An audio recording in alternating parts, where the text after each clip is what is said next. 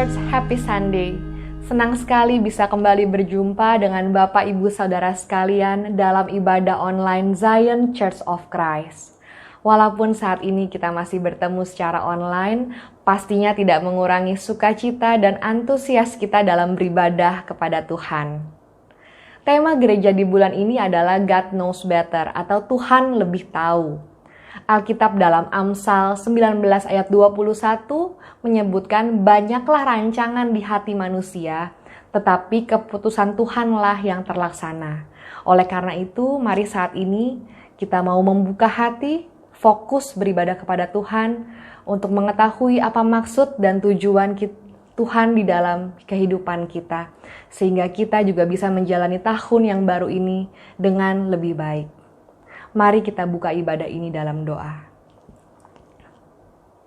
Tuhan Yesus Kristus, terima kasih ya Tuhan, di hari ini kami mau beribadah kepada Tuhan. Biarlah dimanapun kami berada, Engkau yang turut bekerja, membuka hati kami ya Tuhan Yesus, memulihkan ya Tuhan, menyembuhkan ya Tuhan. Kami percaya ya Tuhan, melalui ibadah ini Engkau memberikan kami ya Tuhan maksud dan tujuan kehendak-Mu dalam kehidupan kami. Kami juga mau memberkati ya Tuhan setiap pelayan Tuhan, juga Pastor Romi Matulesi ya Tuhan, yang akan menyampaikan kebenaran firman Tuhan. Biarlah Engkau memberkati setiap pribadi secara luar biasa ya Bapa. Terima kasih ya Tuhan Yesus, terima kasih. Kami buka ibadah ini hanya di dalam nama Tuhan Yesus Kristus. Mari saudara sama-sama kita katakan amin.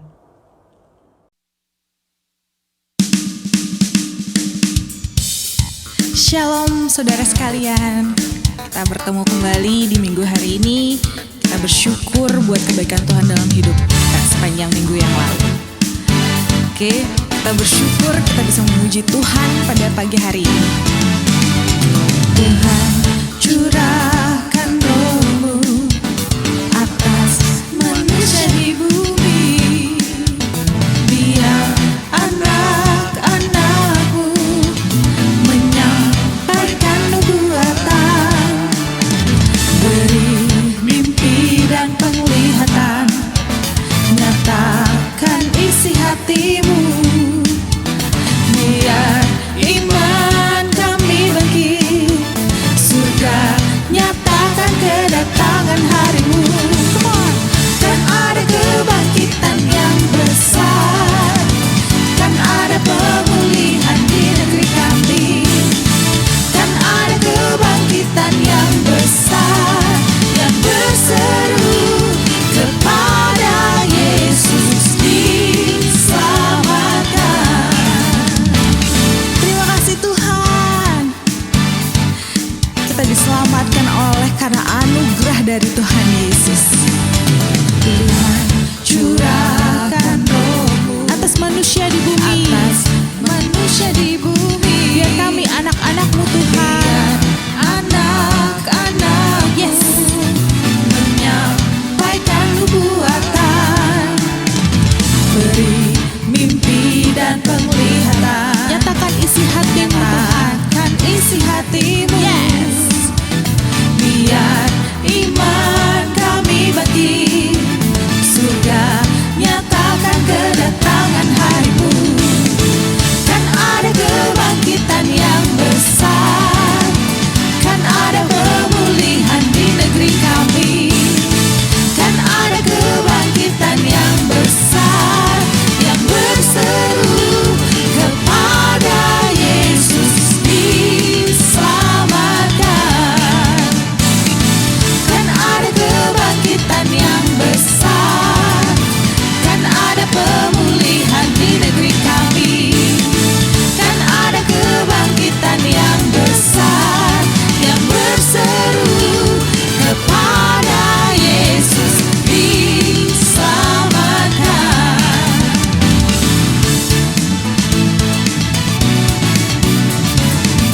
Puji Tuhan.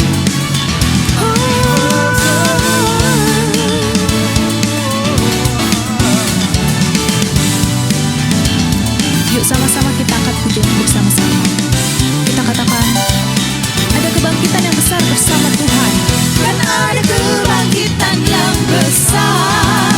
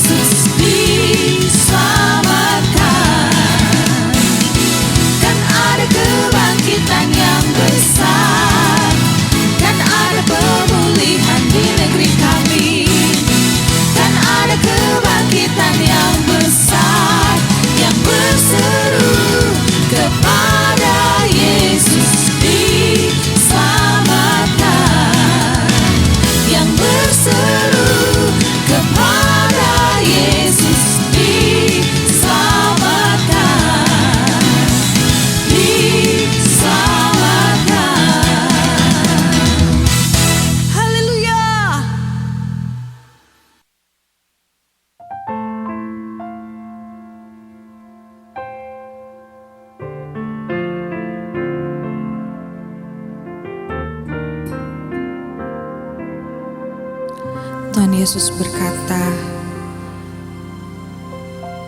karena kebaikan Tuhan dan kemurahan Tuhan kita ada sampai saat sekarang ini. Kita bisa ada, sehat sempurna, bisa memuji nama Tuhan. Itu memang karena anugerah dari Tuhan Yesus. Terima kasih Tuhan Yesus. Ini kami Tuhan. Ini kami Tuhan Yesus. Kami mau menaikkan pujian kami.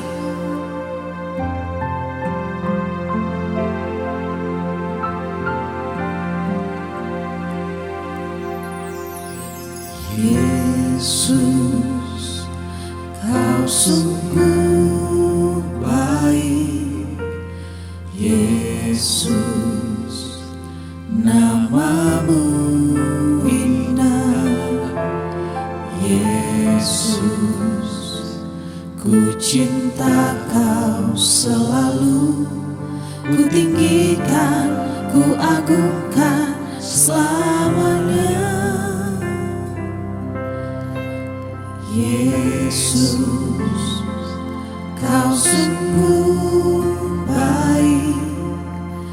Yesus, namamu indah. Yesus, ku cinta Kau selalu.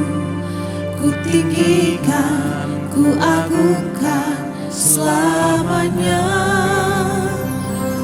Ku mau memujimu, ku selalu pujimu. Ku mau menyembahmu, ku selalu sembahmu. Kau yang layak terima semua pujian, kemuliaan hanya bagi Tuhan. Benar Tuhan, kemuliaan bagimu. Hanya kepadamu Yesus, kami mau memuji-muji selalu. Yesus, Kau sungguh baik. Yesus, namamu indah. Yesus, ku cinta Kau selalu. Ku tinggikan, ku agungkan selamanya. Katakan Yesus. Yesus, Kau sungguh baik. Yesus, namamu indah. Yesus, ku cinta Kau selalu. Ku tinggikan, ku agungkan selamanya. Ku mau memujimu, ku selalu pujimu. Ku mau menyembahmu, ku selalu sembahmu. Kau yang layak terima semua pujian, kemuliaan hanya bagi Tuhan. Ku mau memujimu, ku selalu pujimu. Ku mau menyembahmu, ku selalu sembahmu.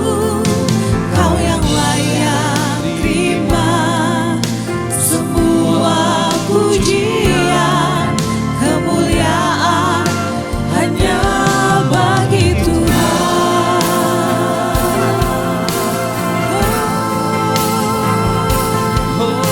Segala kemuliaan, terima kasih.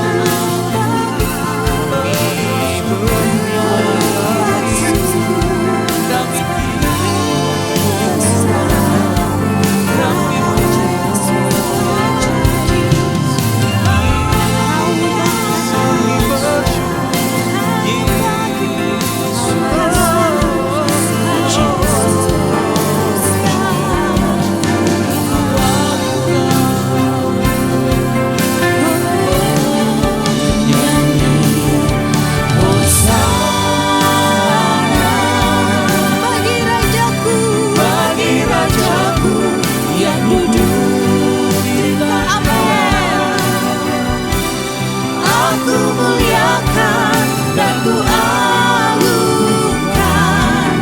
Kau layak disembah.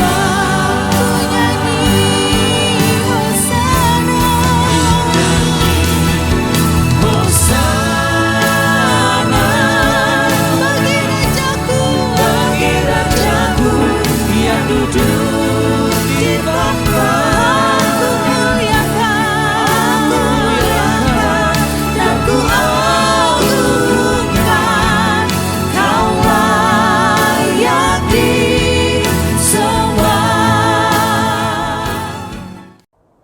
Bapak Ibu Saudara terkasih, saat ini kita mau menaikkan beberapa pokok doa yang telah disampaikan oleh saudara-saudara kita. Mari sama-sama kita mau berdoa. Tuhan Yesus, kami berdoa ya Tuhan untuk anak-Mu yang mau mendoakan agar pekerjaannya berjalan dengan lancar. Kami berdoa ya Tuhan Yesus, biarlah kiranya Kau memberikan kebaikan-kebaikan Tuhan di dalam pekerjaannya ya Tuhan. Sehingga apa yang dia kerjakan hasilnya terbaik ya Tuhan Yesus. Dan juga agar dia senantiasa diberkati dalam pekerjaannya ini. Kami juga mau berdoa ya Tuhan untuk pemulihan anak-Mu dari sakit ITP. Tuhan, biarlah kiranya Engkau memberikan mujizat karunia kesembuhan kepadanya ya Tuhan. Sehingga dia bisa pulih normal ya Tuhan, imunnya juga normal ya Tuhan. Dan dia bisa beraktivitas seperti biasa ya Tuhan, sehat sempurna. Kami juga mau berdoa ya Tuhan untuk bangsa dan negara kami Indonesia. Kami ucapkan berkat buat bangsa dan negara kami ya Tuhan. Biarlah kiranya perlindungan-Mu ya Tuhan, berkat-berkat-Mu tercurah buat bangsa ini ya Tuhan. Biarlah setiap pemimpin bisa bekerja dengan baik, dengan roh takut akan Tuhan ya Tuhan, untuk membawa kesejahteraan buat bangsa ini ya Tuhan. Kami percaya ya Tuhan, Engkau akan pulihkan bangsa Indonesia ya Tuhan Yesus. Terima kasih ya Tuhan Yesus, terima kasih. Kami juga mau mengucapkan syukur dan terima kasih ya Tuhan Yesus untuk tumbuh kembang anak yang selalu baik ya Tuhan. Terima kasih ya Tuhan Yesus, biarlah anak ini terus bertumbuh, berkembang dalam penyertaan Tuhan selalu. Terima kasih ya Tuhan, segala puji syukur, segala permintaan doa telah kami panjatkan hanya kepadamu saja ya Tuhan. Haleluya, haleluya, amin. Bapak Ibu Saudara, di Zion Church of Christ, kami mempunyai sebuah komunitas online yang bernama iConnect, di mana dalam sel group ini kita bisa sama-sama bertumbuh bersama di dalam Tuhan, kita sama-sama sharing firman Tuhan, dan juga akan ada aktivitas-aktivitas gereja yang dibagikan melalui pengumuman di dalam iConnect ini. Oleh karena itu, kami mengundang Bapak Ibu Saudara untuk sama-sama bergabung di dalam sel group kami ini. Untuk keterangan lebih lanjut, bisa hubungi di bawah ini. Kami percaya kita semua akan bertumbuh bersama, bukan di dalam kesendirian. Saat ini kita juga akan membaca ayat renungan yang terambil dari Yohanes 6 ayat 29. Saya akan bacakan terlebih dahulu. Yohanes 6 ayat 29. Jawab Yesus kepada mereka, inilah pekerjaan yang dikehendaki Allah, yaitu hendaklah kamu percaya kepada Dia yang telah diutus Allah. Mari sama-sama kita baca. 3, 2, 1. Yohanes 6 ayat 29. Jawab Yesus kepada mereka, inilah pekerjaan yang dikehendaki Allah, yaitu hendaklah kamu percaya kepada Dia yang telah diutus Allah. Mari sama-sama kita angkat kembali pujian.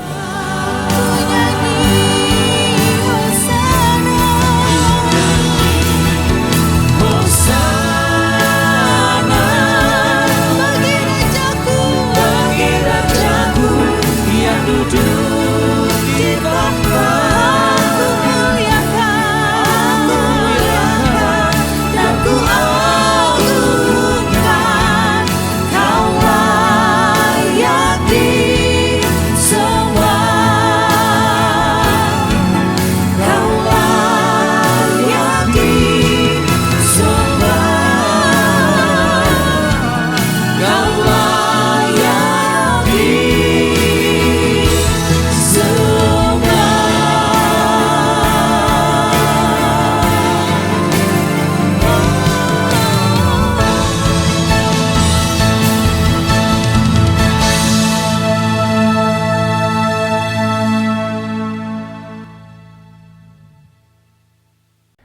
Segala pujian syukur hanya bagi Tuhan Yesus yang sudah begitu baik atas kehidupan Anda dan saya. Kalau boleh sampai hari ini kita berada, itu semuanya karena kebaikan dan kemurahan Tuhan. Apa kabarnya, saudara? Saya berharap saudara selalu dalam keadaan yang terbaik, seperti yang Tuhan jaminkan bahwa di dalam Kristus kita senantiasa dipelihara di dalam perlindungan Tuhan. Bahkan di tahun 2022 ini, jaminan-jaminan Tuhan senantiasa tergenapi. Apa yang kita doakan, apa yang kita rindukan, juga terwujud dalam kehidupan setiap kita. Nah, saudara, kita akan masuk dalam pembahasan firman Tuhan. Sebelum kita membahas firman Tuhan, mari kita hampiri Tuhan terlebih dahulu di dalam doa. Mari kita berdoa. Tuhan Yesus, hari ini merupakan hari yang baik, hari yang luar biasa kalau kami diberi kesempatan untuk kami menikmati, yaitu hadirat Tuhan. Kami percaya pujian penyembahan yang kami naikkan itu membawa kami lebih lagi menikmati kemuliaan Tuhan, menikmati kuasa-Mu Bapa. Maka sebentar kami juga masuk di dalam kebenaran firman Tuhan. Berbicara bagi setiap kami ya Allah, bahwa setiap firman yang keluar dari mulut bibir lidah-Mu tidak pernah kembali dengan sia-sia, tetapi akan mengerjakan segala sesuatunya dan pasti berhasil. Maka kami percaya bahwa firman Tuhan ya dan amin. Dan Roh Kudus sederhanakan setiap kata kalimat bahasa yang kupakai untuk menjelaskan setiap area firman Tuhan ini, agar setiap anak-anak Tuhan menangkap dengan jelas, mengerti dengan benar, dan setiap kami dapat mempraktekkan firman Tuhan ini dalam kehidupan kami masing-masing. Terima kasih Bapa, segala hormat pujian syukur bagi-Mu, dan tutup bungkus semuanya dengan kuasa darah Yesus. Iblis tidak dapat mencuri benih firman Tuhan ini, iblis tidak dapat menghalangi kuasa Allah terjadi atas setiap anak-anak Tuhan yang menyaksikan acara ini. Terpujilah nama Tuhan dalam nama Yesus Kristus. Haleluya. Amin. Saudara kasih Tuhan, di hari Minggu ini, yaitu saya akan terus membahas mengenai kitab Ester. Nantinya kita akan bahas lebih jauh lagi dalam beberapa bagian-bagian yang lebih lagi mendalam mengenai kitab Ester ini. Dan di hari ini, saudara, tema yang saya bawakan, saudara boleh siapkan catatan saudara, yaitu dengan judul This is Your Moment. Ya, judul hari ini yang saya bawakan adalah This is Your Moment. Nah, saya akan mulai terlebih dahulu di dalam 1 Petrus pada pasal 2, pada ayat yang ke-9 sampai dengan ayat yang ke-12. Saya bantu bacakan buat saudara, demikian firman Tuhan, tetapi kamulah bangsa yang terpilih, imamat yang rajani, bangsa yang kudus, umat kepunyaan Allah sendiri, supaya kamu memberitakan perbuatan-perbuatan yang besar dari Dia, yang telah memanggil kamu keluar dari kegelapan kepada terangnya yang ajaib. Kamu yang dahulu bukan umat Allah, tetapi yang sekarang telah menjadi umat-Nya, yang dahulu tidak dikasihani, tetapi yang sekarang telah beroleh belas kasihan. Saudara-saudaraku yang kekasih, aku menasihati kamu supaya sebagai pendatang dan perantau, kamu menjauhkan diri dari keinginan-keinginan daging yang berjuang melawan jiwa. Milikilah cara hidup yang baik di tengah-tengah bangsa-bangsa bukan Yahudi, supaya apabila mereka memfitnah kamu sebagai orang durjana, mereka dapat melihatnya dari perbuatan-perbuatanmu yang baik dan memuliakan Allah pada hari Ia melawat mereka. Nah, Bapak Ibu dikasih Tuhan, setiap kali kalau saya naik tol, saudara, kalau dalam satu perjalanan saya menuju ke satu tempat, nah, saya sering kali, yaitu dalam perjalanan tersebut, sering kali saya menjumpai papan reklame atau baliho yang cukup menarik perhatian, yaitu di pinggir jalan. Awalnya sambil lalu saja sih saya melihatnya. Tetapi karena sering lewat dan melihat, lama-lama menjadi paham berita atau message yang dipajang di sana. Artinya saya menjadi tertarik dan mau tahu lebih jauh dikarenakan apa yang telah ditampilkan di sana.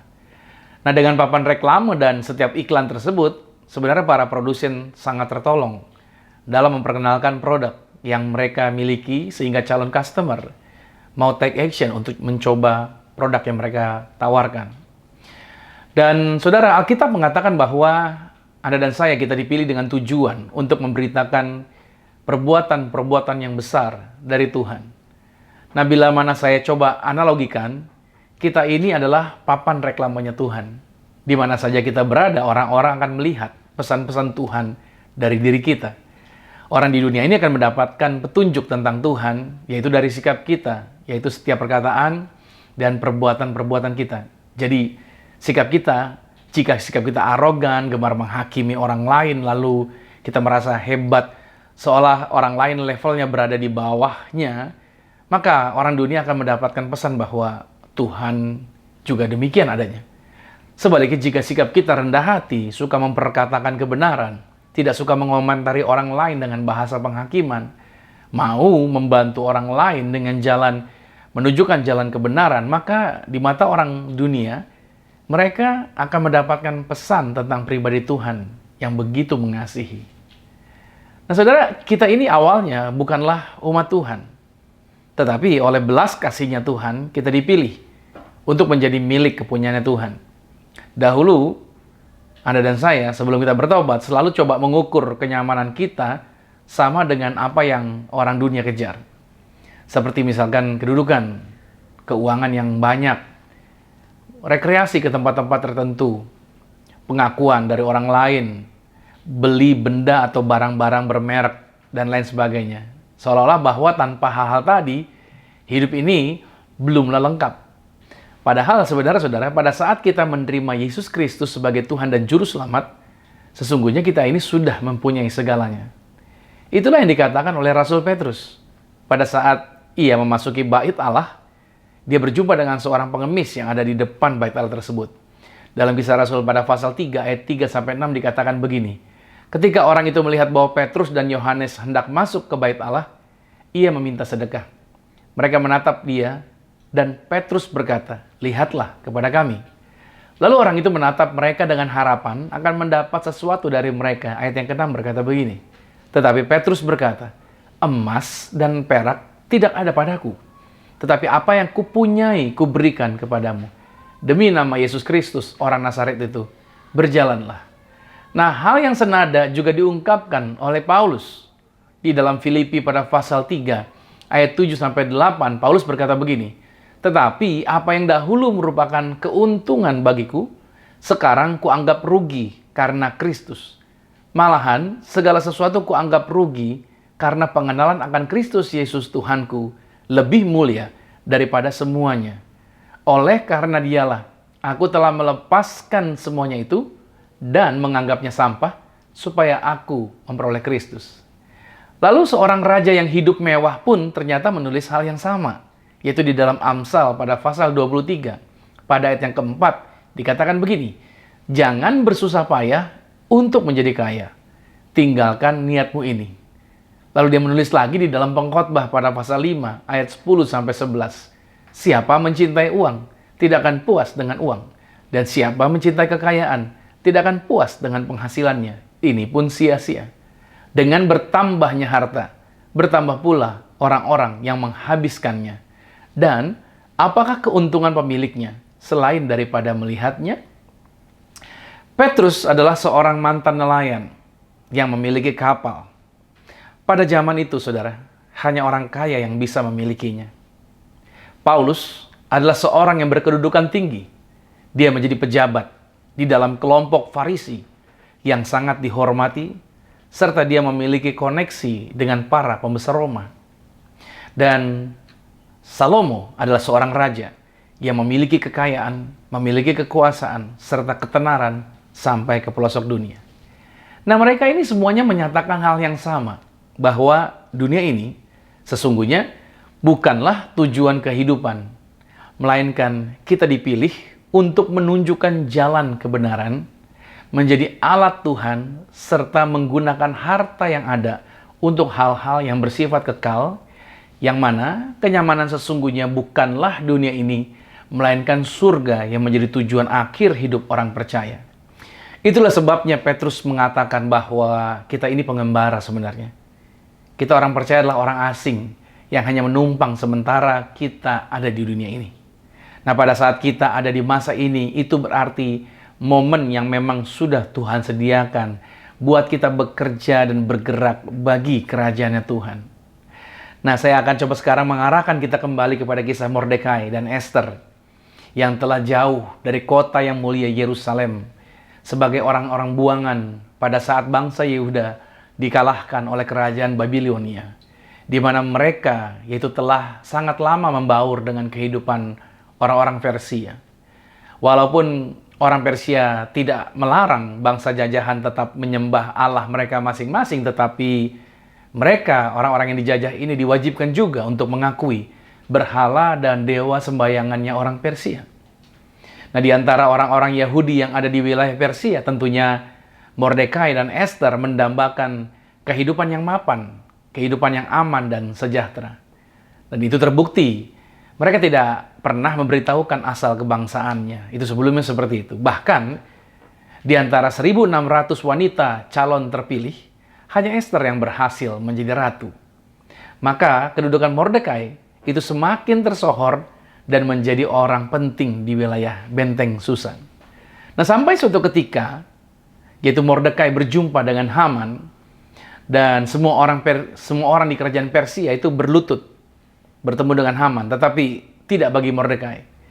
Di dalam dirinya Mordekai seperti ada sesuatu yang menyadarkannya untuk melepaskan topeng kepura-puraan yang selama ini dia kenakan.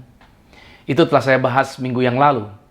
Dan sekarang yang terjadi adalah Haman merencanakan genosida untuk penghancuran seluruh etnis Yahudi yang telah ditetapkan waktunya dan tidak ada seorang pun yang dapat mencegahnya karena Haman telah mendapatkan legalitas berupa cincin meterai raja. Bahkan Haman telah mengeluarkan dana yang besar, yaitu sebesar 20 juta US dollar atau setara 287 miliar rupiah untuk melaksanakan rencananya ini.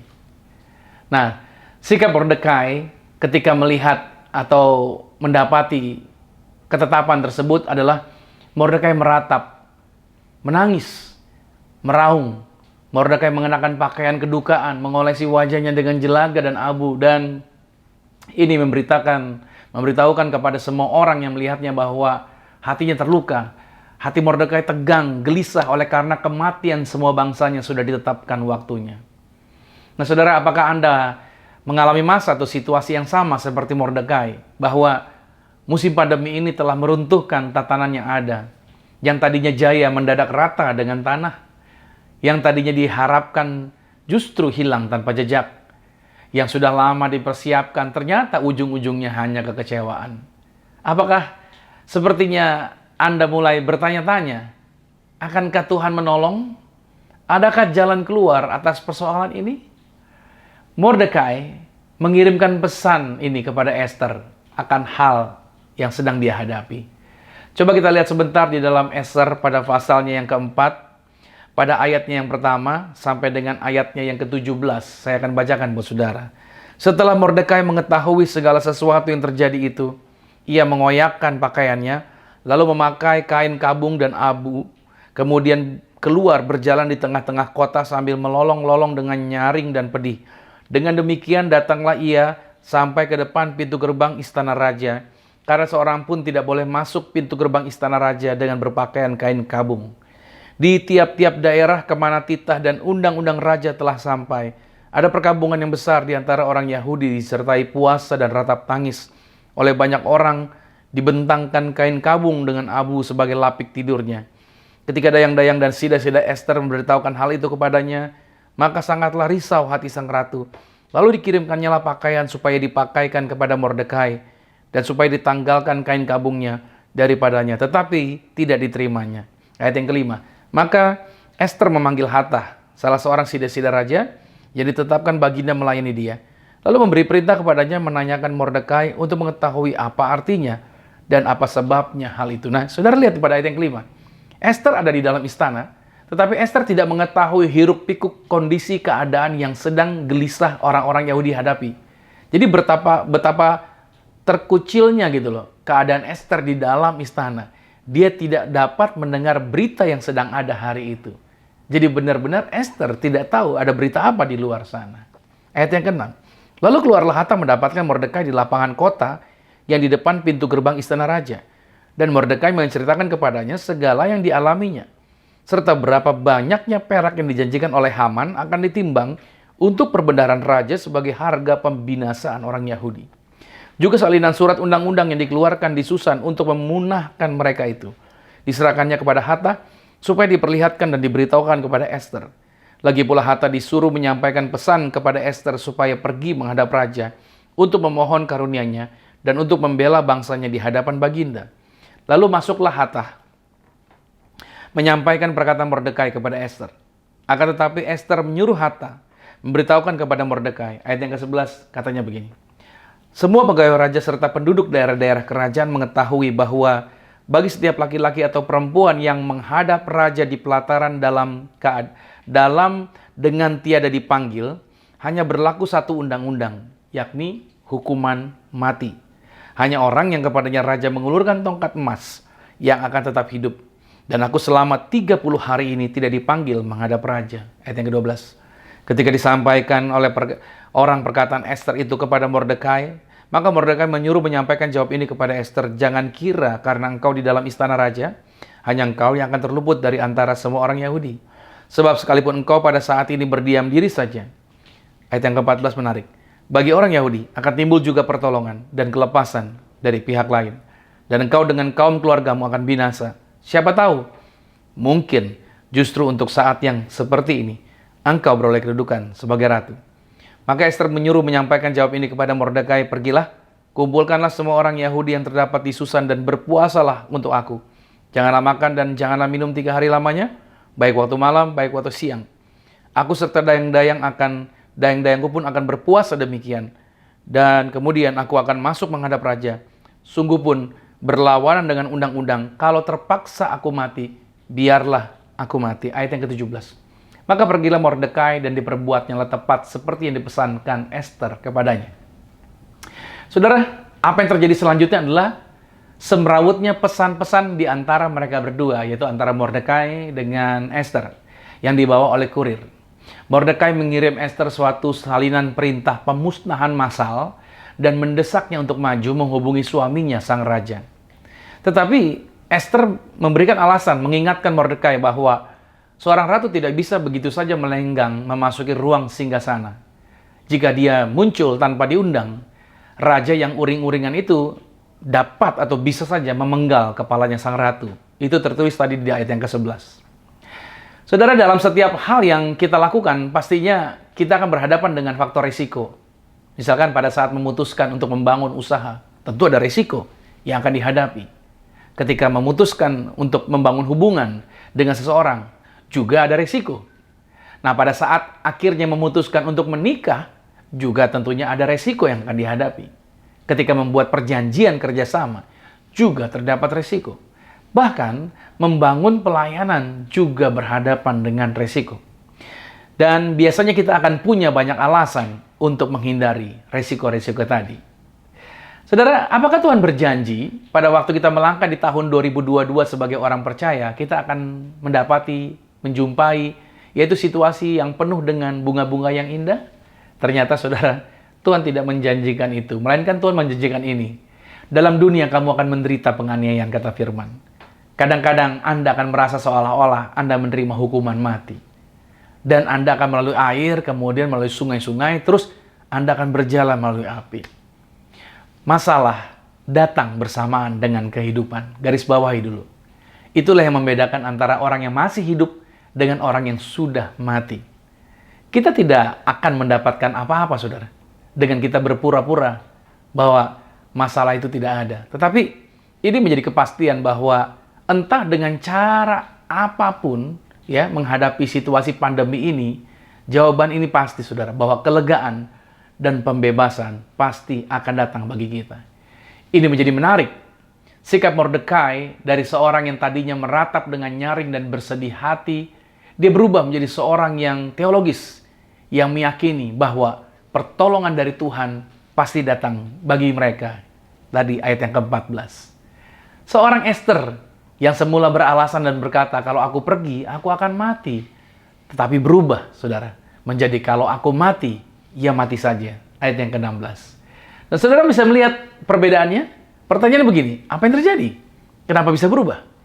Inilah yang menjadi pelajaran penting bagi Anda dan saya, bahwa kesulitan, tantangan, persoalan yang membuat kita ketakutan, sebenarnya itu tidak akan pernah bertahan lama pada saat kita memahami apa yang harus kita lakukan. Dari kisah Mordekai dan Ester, langkah apa yang harus kita tetapkan sebenarnya untuk kita berkemenangan? Ini menjadi hal yang paling penting untuk kita ingat baik-baik, bahwa masalah tidak sampai selama-lamanya menghantui hidup kita. Masalah menghendaki agar Anda terpuruk. Tapi ingat baik, Tuhan ingin Anda berkemenangan. Nah, kita belajar dari Mordekai, kita belajar dari Esther. Langkah-langkahnya untuk kita bisa mengalami kemenangan di dalam kehidupan kita ini. Yang pertama ini saudara, ingatkan diri kita bahwa Tuhan sanggup. Oke? Ingatkan diri kita bahwa Tuhan sanggup. Katakan sama-sama begini, Tuhan sanggup. Ya, sekali lagi sama-sama dengan saya katakan, Tuhan sanggup. Ya, kita perlu terus-menerus mengingatkan diri kita akan hal tersebut. Memang perlu waktu untuk meyakinkan diri kita. Ini adalah suatu proses. Mungkin kita juga perlu meminta seseorang untuk mengingatkan segala sesuatu yang pernah Tuhan kerjakan bagi kita. Mordekai diingatkan walaupun mereka telah jauh dari Yerusalem, tetapi Allah Abraham, Ishak dan Yakub itu masih hidup dan berkuasa dan tidak terkalahkan dalam pertempuran. Tidak sekalipun Tuhan dapat terancam, tidak sekalipun Tuhan dapat dihancurkan dan dibuat bingung. Ancaman dunia ini bukanlah tandingan Tuhan. Garis bawahi. Ancaman dunia ini bukanlah tandingan Tuhan. Tadi saya sudah menyebutkan ada beberapa potongan-potongan ayat, yaitu bagian depannya. Tetapi saya mau tuntaskan tentang janji Tuhan. Dalam Yohanes 16 ayat 33 dikatakan, dalam dunia kamu memang menderita penganiayaan, tetapi kuatkanlah hatimu. Kata Tuhan begini, aku telah mengalahkan dunia. Katakan amin. Dalam 2 Korintus 1 ayat 9 dikatakan, bahkan kami merasa seolah-olah telah dijatuhi hukuman mati. Tetapi hal itu terjadi supaya kami jangan menaruh kepercayaan pada diri kami sendiri, tetapi kepada Allah yang membangkitkan orang mati. Amin. Saya beri lagi ayat ini. Yesaya 43 pada ayat yang kedua.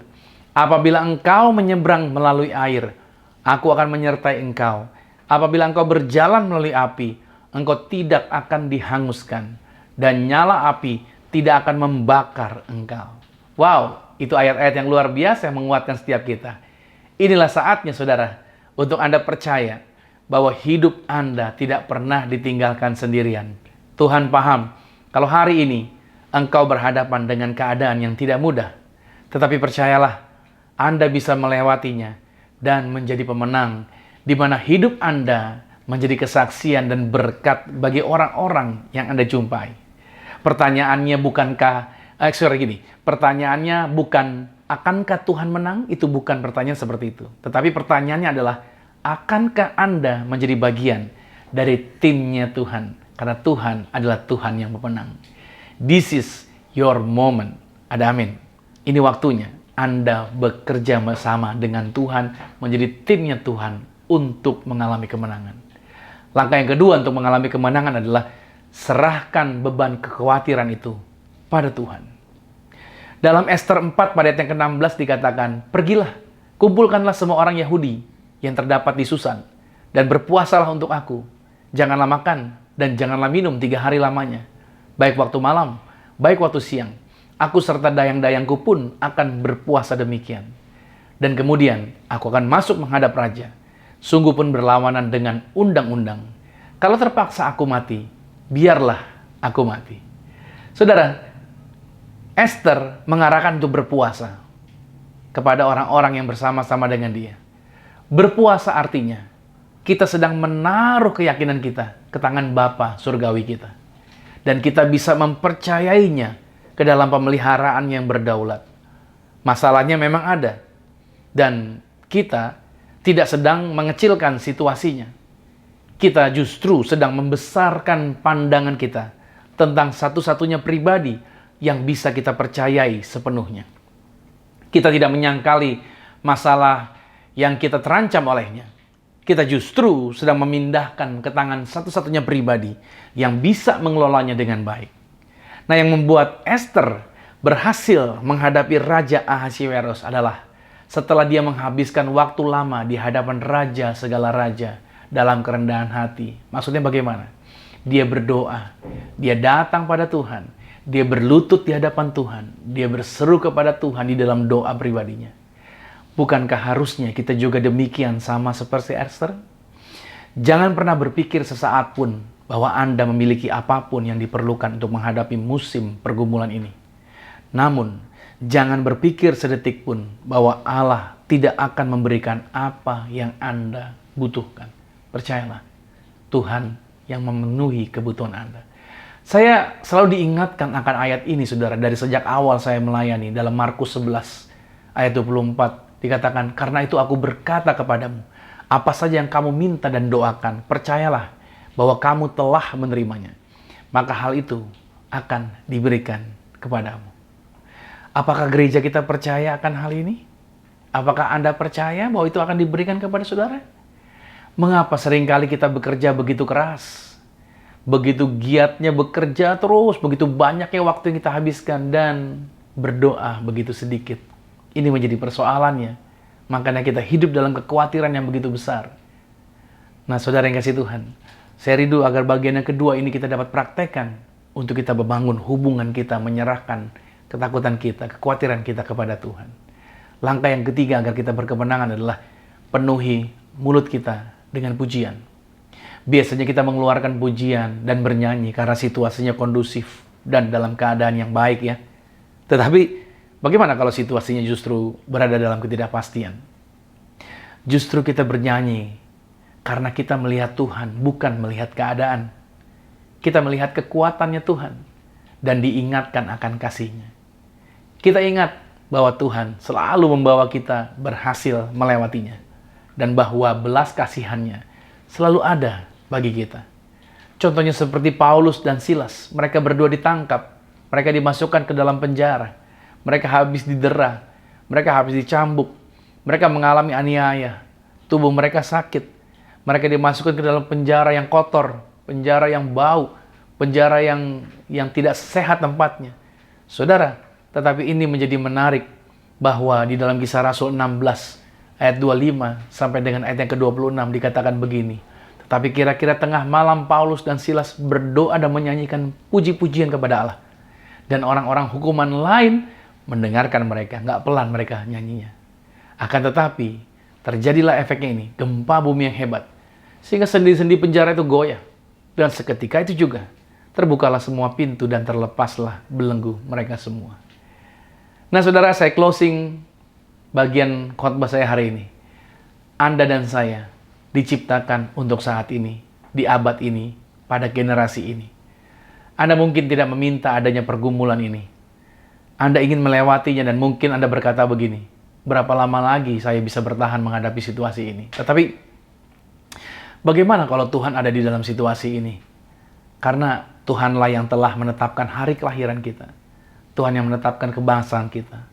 Dan memilih lingkungan di mana Anda berada saat ini. Saya teringat, saudara, sebuah kisah di Alkitab tentang Daud. Waktu Daud melarikan diri dari Absalom. Karena Absalom anaknya mengadakan kudeta. Jadi Daud melarikan diri, membawa pasukannya karena menghindari pertempuran antar saudara.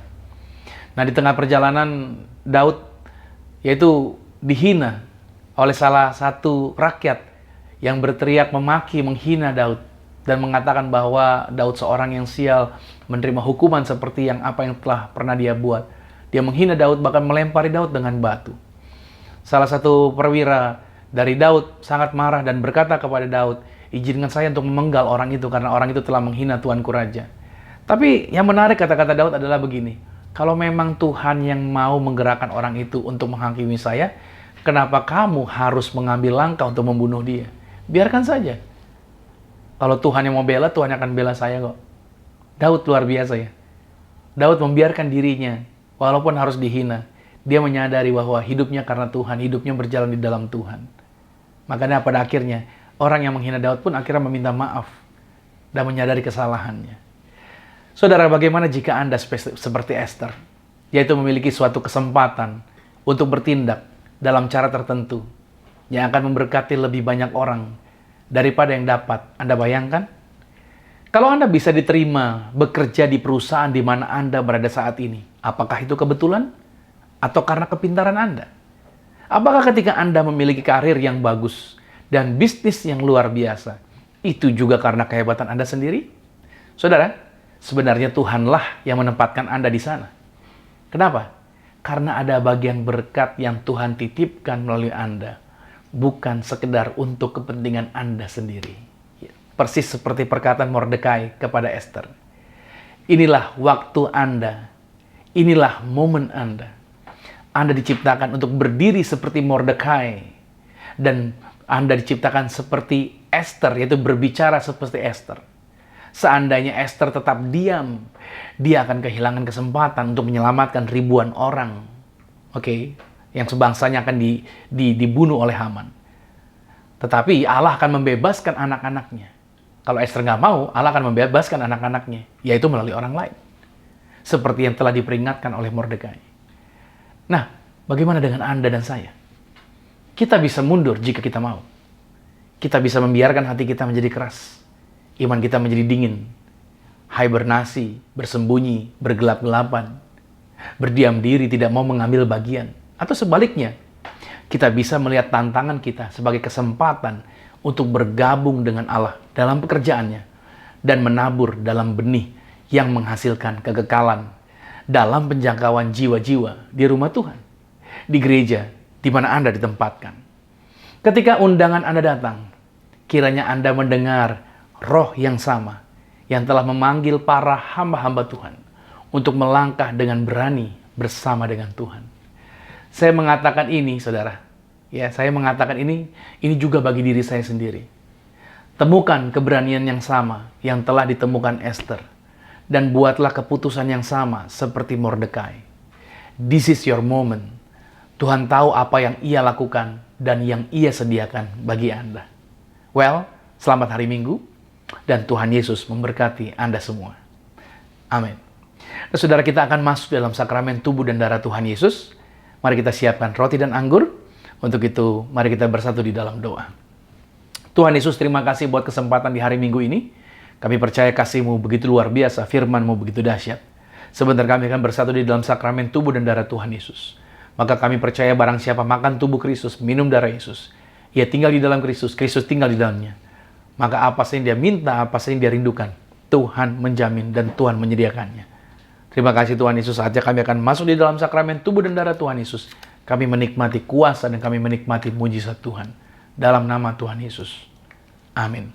Saudara kasih Tuhan, mari kita angkat rotinya terlebih dahulu. Dan ikuti kata-kata doa ini, kita mengucapkan doa kita bersama-sama. Dengan saya katakan dalam nama Tuhan Yesus.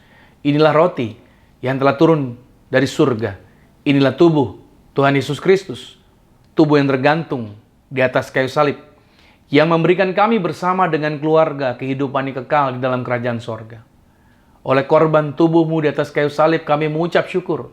Segala kutuk dosa, kutuk pelanggaran Adam dan Hawa, yaitu kutuk segala sakit, penyakit, kebangkrutan, kemiskinan, telah diangkat, telah diselesaikan di atas kayu salib dalam nama Tuhan Yesus. Inilah roti yang telah turun dari surga. Inilah tubuh Tuhan Yesus Kristus. Mari kita makan tubuh Tuhan Yesus Kristus.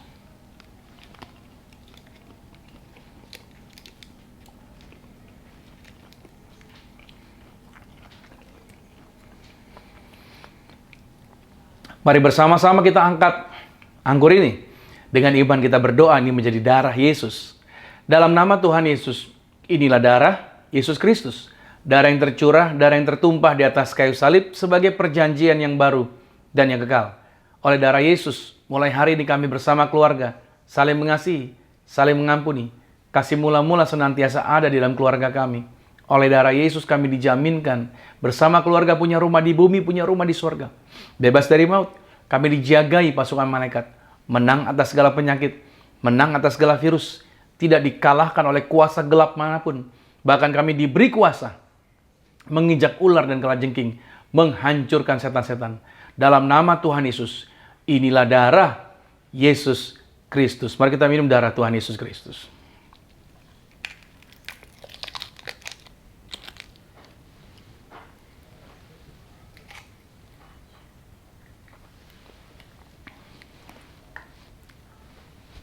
Demikian pula kita mau berdoa bagi minyak urapan dari tempat Anda masing-masing.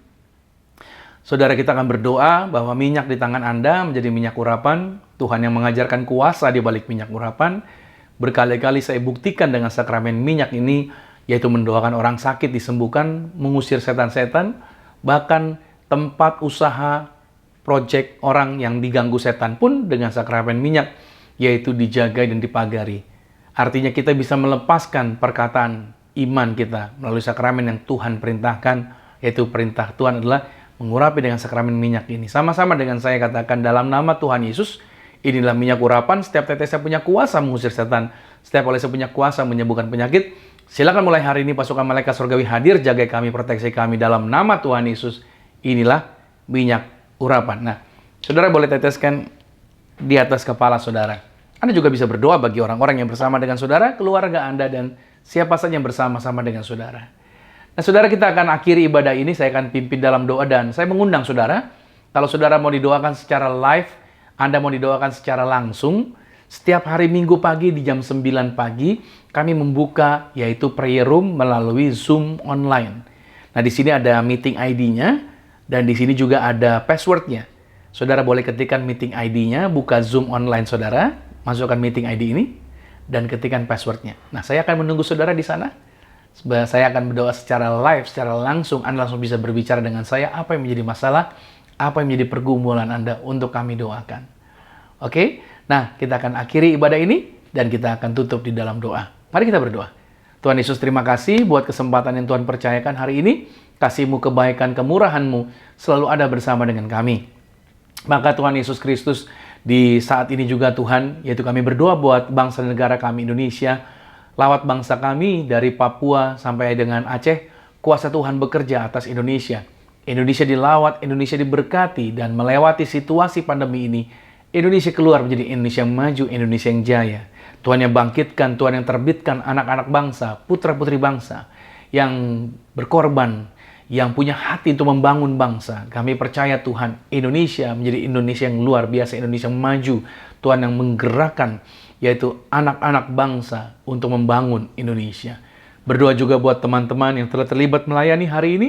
Berkati apa yang telah mereka kerjakan, Tuhan berkati dan gantikan, balaskan yang luar biasa. Tangan-tangan yang telah membantu pelayanan ini, tangan-tangan yang telah memberkati juga diberkati Tuhan. Apa yang mereka korbankan juga digantikan yang luar biasa. Terima kasih Tuhan Yesus. Dan kami akan masuk dalam doa berkat, dan biarlah kiranya berkat ini menjadi berkat bagi setiap kami semua. Kekasih Kristus, arahkan hati dan aminkan setiap berkat ini menjadi milik setiap kita. Diberkatilah engkau di dalam usahamu, diberkatilah engkau di dalam pekerjaanmu, diberkatilah engkau di dalam setiap aktivitasmu. Siapapun yang tinggal dengan engkau pasti diberkati. Keluargamu diberkati, orang tuamu diberkati, saudara-saudarimu diberkati, rumah tanggamu berbahagia. Dan terimalah berkat anugerah dari Bapa di surga, cinta kasih di dalam Yesus Kristus, kekuatan penghiburan di dalam kuasa Roh Kudus, menyertai mengurapi setiap kita mulai saat ini sampai Tuhan Yesus datang, menjemput Anda dan saya, keluargamu dan keluargaku. Kita semua sama-sama menjadi warga kerajaan sorga. Yang percaya sama-sama dengan saya katakan, amin. Selamat hari Minggu, sampai jumpa minggu depan, dan Tuhan Yesus Kristus memberkati kita semua. Amin.